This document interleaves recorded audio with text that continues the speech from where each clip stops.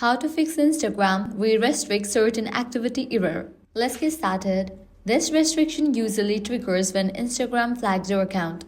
So firstly, you can switch your network. Instagram can temporarily block your IP address.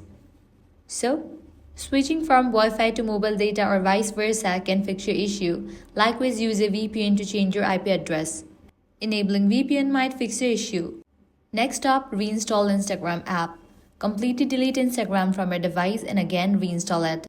Likewise, report a problem manually. For that, launch Instagram, head towards Settings and Activity page, scroll down, click on Help, navigate to the option Report a Problem, click on Don't Include. Now here, briefly explain about the issue. Mention that you are not violating any guidelines and then submit it. With that, Instagram support team will get back to you. By following these steps, you can fix Instagram will restrict certain activity error. If this guide helped you out, don't forget to like, share and subscribe. Thanks for watching.